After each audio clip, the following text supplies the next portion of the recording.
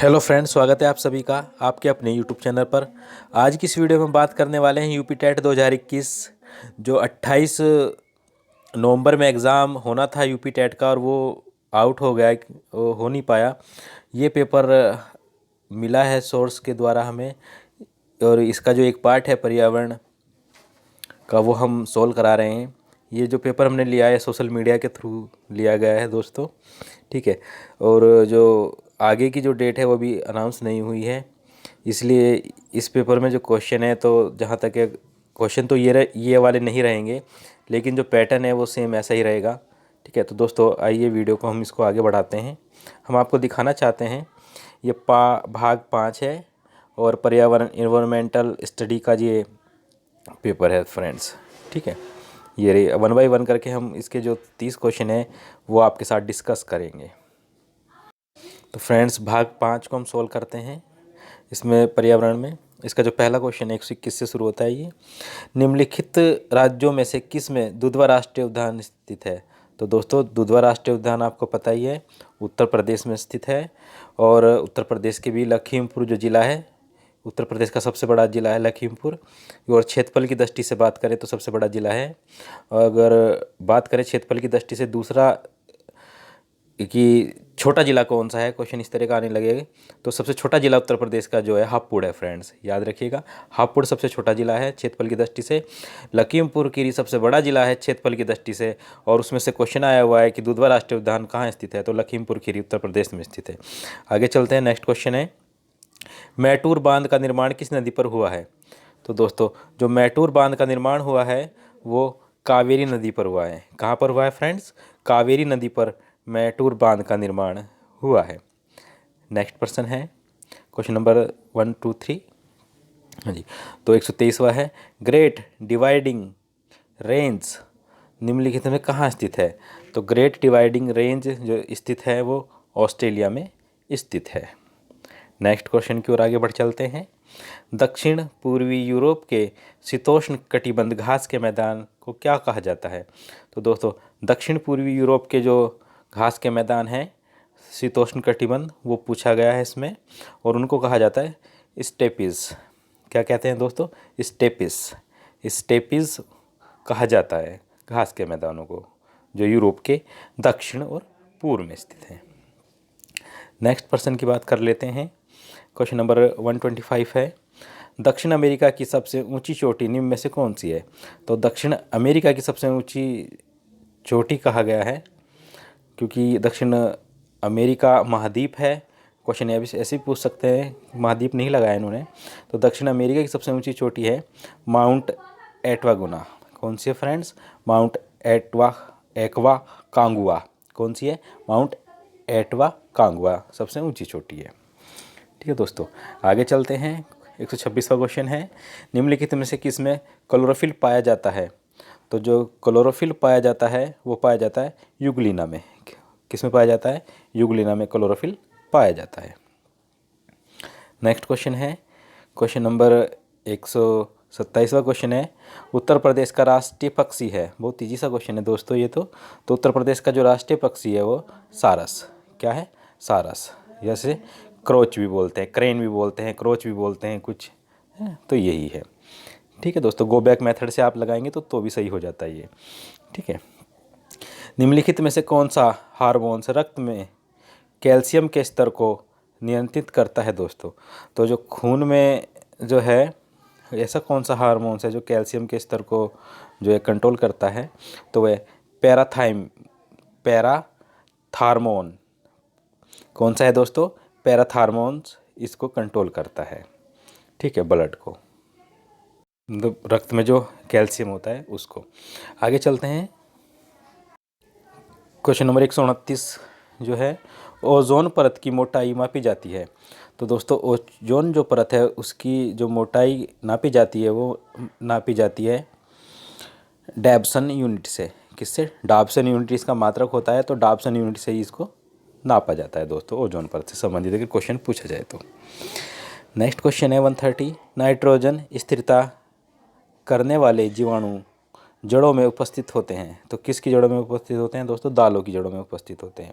ये question PCS में भी पूछा गया था कि नाइट्रोजन का जो स्थिरता करने वाले जीवाणु कहाँ रहते हैं, कहाँ पाए जाते हैं? तो जड़ जो होती है ना दोस्तों, दालों की जो जड़ होती है, ठीक है, तो दालों की जड़ों में ये जो है जीवाणु पाए जाते हैं। बहुत अच्छा सा क्वेश्चन है ये। तो 131वां क्वेश्चन है, निम्नलिखित में से कौन सा खाने योग्य कवक है? तो दोस्तों खाने योग्य जो कवक है वो है एगेरिक्स। एगेरिक्स जो है खाने योग्य कवक है। नेक्स्ट प्रश्न पर चलते हैं फ्रेंड्स। प्रश्न नंबर है 132वां, मैंग्रोव पौधे पाए जाते हैं। तो दोस्तों मैंग्रोव पौधे या मैंग्रोव वन जो पाए जाते हैं वो सुंदरवन, हाँ जी, सुंदरवन में पाए जाते हैं। सुंदरवन जो है डेल्टा है, विश्व का सबसे बड़ा डेल्टा जो है वो सुंदरवन का डेल्टा ही है, और ये पश्चिम बंगाल तथा बांग्लादेश में फैला हुआ है, विश्व का सबसे बड़ा डेल्टा। और क्वेश्चन ये भी पूछ लेते हैं कि मैंग्रोव वन पाए तो वहीं पर जाते हैं जो पानी में गलते नहीं। क्वेश्चन ये भी आ सकता है कि मैंग्रोव वन से क्या बनाया जाता है? तो जहाज़, नाव, ये सब के सब मैंग्रोव वन से बनाए जाते हैं फ्रेंड्स। तो सुंदरवन इसका आंसर होगा। आगे बात कर लेते हैं क्वेश्चन नंबर 133, आवर्त बीजी पौधों में निम्नलिखित में से कौन सी संरचना त्रिगुणित है? तो उनमें है भ्रूण पोषण। हाँ जी, कौन सी है दोस्तों? भ्रूण पोषण की जो संरचना है वो त्रिगुणित है। क्वेश्चन 134 है, निम्नलिखित में से किस कुल में भित्तिलंग बीजांडासे पाया जाता है? तो वो ऑप्शन हमारा एक है, ठीक। तो दोस्तों ऑप्शन है ब्रिस्केसी, क्योंकि धुंधला है। दोस्तों ये सोशल मीडिया से जो हमारे पास पेपर आया था ये शाम आया है, ठीक है। तो जिसने भी भेजा होगा ये, तो ये धुंधला है थोड़ा पेपर फ्रेंड्स। तो इसमें ब्रिस्केसी इसका जो ऑप्शन है वो सही आंसर बताया गया है। नेक्स्ट क्वेश्चन है क्वेश्चन नंबर 135, ये है अगांसी सब्सटेंस का अंतिम उत्पाद होता है। तो यह है एथिल अल्कोहल। आंसर क्या है इसका? Ethyl alcohol end product of anaerobic respiration is. तो फ्रेंड्स इसमें सेकंड है एथिल अल्कोहल। ये क्वेश्चन थोड़ा धुंधला है तो दिख नहीं पा रहा है। आगे चलते हैं। क्वेश्चन नंबर 136 है, 1906 में मुंबई में भारतीय महिला विश्वविद्यालय की स्थापना किसने की थी? तो दोस्तों पहला ये भारतीय महिला विश्वविद्यालय खोला गया था 1906 में, और ये जो खोला गया था ये मुंबई महाराष्ट्र में खोला गया था। और किसके द्वारा खोला गया था? D.K. कर्वे के द्वारा खोला गया था। D.K. कर्वे ने विश्वविद्यालय स्थापित किया था। क्वेश्चन है आगे, पुरी की प्रसिद्ध यात्रा संबंधित है। तो जो पुरी की प्रसिद्ध यात्रा है दोस्तों भगवान जगन्नाथ को संबंधित है या भगवान जगन्नाथ से संबंधित है। आगे बात करते हैं फ्रेंड्स, नासिक में कुंभ मेला किस नदी पर लगता है? तो नासिक में जो कुंभ मेला वो गोदावरी नदी पर लगता है। क्वेश्चन ये भी पूछ सकता है एग्जामिनर नेक्स्ट जो पेपर होगा कि भारत में कितनी जगह पर कुंभ का मेला लगता है? तो दोस्तों 4 जगह कुंभ का मेला लगता है। और कुंभ का मेला कहाँ लगता है? क्वेश्चन ये भी पूछेंगे चारों के चारों स्थान की बात की जाए तो दोस्तों पहली बार अगर शुरुआत करें तो हरिद्वार में लगता है। हाँ, कहाँ लगता है दोस्तों? हरिद्वार में लगता है। फिर प्रयागराज में लगता है। उसके बाद अगर हम बात करें तो उज्जैन में लगता है, और फिर नासिक में लगता है दोस्तों। तो ये याद रखिएगा HPUN, हरिद्वार, प्रयागराज, उज्जैन, नासिक। और अगर हरिद्वार की नदी की बात करें तो गंगा नदी है।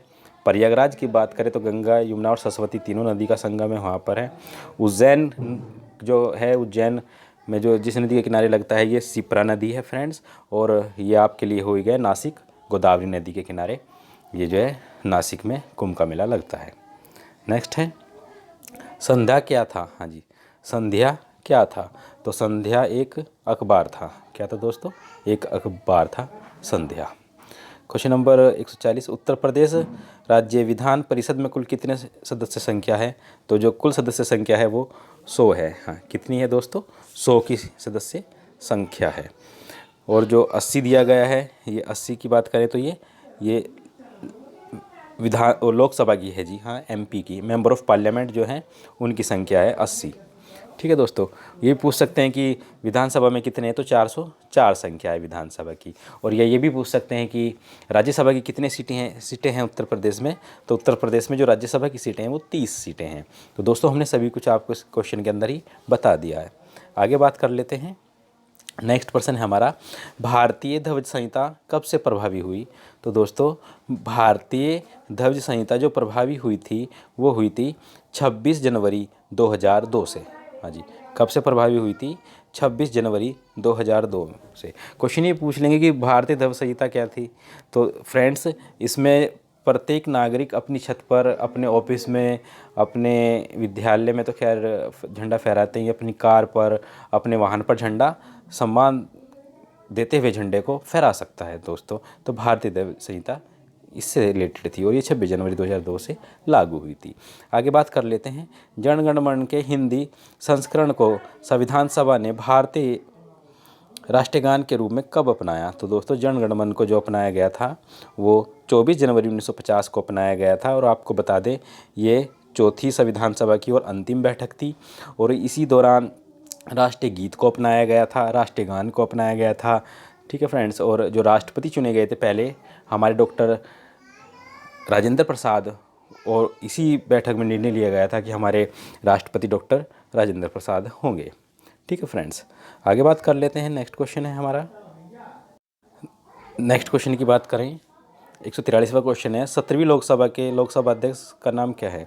तो दोस्तों एक करंट का क्वेश्चन आ गया, एक बार को देखें। और अगर ये पेपर होता भी तो ये क्वेश्चन जिसका गलत होता वो फिर कोर्ट पहुंचता और इसका सही से इसको नंबर देना पड़ता अगर जिसी का गलत होता तो। लेकिन ये नॉर्मल सा क्वेश्चन था फ्रेंड, इतना तो हमें पता ही होना चाहिए कि 17वीं लोकसभा के जो लोकसभा अध्यक्ष हैं उनका नाम क्या है। तो ओम बिरला है। क्या नाम है फ्रेंड्स, ओम बिरला उनका नाम है, जो वर्तमान में हमारी लोकसभा के अध्यक्ष हैं। नेक्स्ट प्रश्न की ओर चलते हैं फ्रेंड्स। भारत में अंतर्राज्यीय परिषद का अध्यक्ष कौन होता है। तो अंतर्राज्यीय परिषद का जो अध्यक्ष होता है, चेयरमैन होता है, वो हमारे प्रधानमंत्री होते हैं। नेक्स्ट प्रश्न की ओर चलते हैं फ्रेंड्स। निम्नलिखित में से किसे अपने कर्तव्यों के पालन के लिए भारत के राज्य क्षेत्र के सभी न्यायालयों में सुनवाई का अधिकार है। तो भारत के जो महान्यायवादी होते हैं उन्हें अपने कर्तव्यों के पालन के लिए भारत के राज्य क्षेत्र में सभी न्यायालयों में सुनवाई का अधिकार प्राप्त होता है फ्रेंड्स। ठीक है, नेक्स्ट क्वेश्चन की ओर चलते हैं। 146वां क्वेश्चन है, वह जिला जहां गंगा नदी उत्तर प्रदेश राज्य में प्रवेश करती है। तो दोस्तों वह जिला है बिजनौर। हमने वीडियो भी बनाई थी गंगा नदी के लिए, आप हमारी वीडियो को देख सकते हैं। और हमने ये भी बताया था कि गंगा उत्तर प्रदेश में बी फॉर बिजनौर में प्रवेश करती है और जो लास्ट जिला है बी फॉर बलिया, बलिया से वो बाहर निकल जाती है। तो क्वेश्चन अब तो ये पूछ लिया कि गंगा उत्तर प्रदेश में किस जिले में प्रवेश करती है। तो बिजनौर में प्रवेश करती है सर्वप्रथम। क्वेश्चन ये भी पूछ सकते हैं कि गंगा उत्तर प्रदेश के किस जिले से बाहर निकलती है, मतलब अंतिम जिला कौन सा है उत्तर प्रदेश का जिसको गंगा छोड़कर बिहार में जाकर प्रवेश करती है। तो दोस्तों उसे याद रखिए, बलिया जिला है। तो बी फॉर बिजनौर और बी फॉर बलिया ये हमने बताया था, हमने गंगा नदी पर एक वीडियो बना रखी, तो आप उसको देख सकते हैं दोस्तों। आगे बात कर लेते हैं। निम्नलिखित नदियों में से कौन यमुना नदी की सहायक नदी नहीं है। तो यमुना नदी की सहायक नदी जो नहीं है दोस्तों वो है गंडक। कौन सी नहीं है, गंडक। गंडक नदी यमुना नदी की सहायक नदी नहीं है। आगे बात करते हैं, भारत की सबसे ऊंची चोटी कौन सी है। तो भारत की जो ऊंची चोटी है वो K2 है। कौन सी है फ्रेंड्स, K2 भारत की सबसे ऊंची चोटी है। नेक्स्ट क्वेश्चन की ओर चलते हैं। क्वेश्चन नंबर 49 है, ये 149 है। वह पठार जो ऑस्ट्रेलिया में स्थित है। तो फ्रेंड्स तो उस पठार का नाम पूछा गया है जो ऑस्ट्रेलिया में स्थित है, तो उसका नाम है किम्बले। हाँ जी, कौन सा पठार है, किम्बले जो है ऑस्ट्रेलिया में स्थित पठार है। नेक्स्ट क्वेश्चन है फ्रेंड्स वीडियो का, उत्तर प्रदेश का वह जिला जो बुंदेलखंड पठार का भाग नहीं है। तो बुंदेलखंड पठार का भाग नहीं है दोस्तों, वो है मिर्ज़ापुर। और आपको देखा भी होगा झांसी, ललितपुर, हमीरपुर ये तीनों एक साइड है और जो अलग है वो कौन सा है, मिर्ज़ापुर। तो इसका पहला जो ऑप्शन होगा मिर्ज़ापुर, ये सही होगा। तो फ्रेंड्स जो क्वेश्चन बताए हैं ये सोशल मीडिया के द्वारा पेपर जो फेसबुक पे आया था उससे हमने ये क्वेश्चन उठाए हैं और आपके लिए बताए हैं कि इस तरह का पेपर आया था जो 28 नवंबर 2021 में आउट हुआ है पेपर। ठीक है फ्रेंड्स, आगामी जो डेट अभी डिक्लेयर नहीं हुई है तो डिक्लेयर हो जाएगी। तो पेपर का ये पैटर्न हमने आपको बता दिया है। ठीक है फ्रेंड्स, अगर हमारी ये वीडियो फ्रेंड्स आपको पसंद आई है तो वीडियो को लाइक और शेयर करना बिल्कुल ना भूलें। आप सभी का धन्यवाद यहाँ तक इस वीडियो को देखने के लिए। आप सभी का दिन शुभ हो। जय हिंद। भारत माता की जय।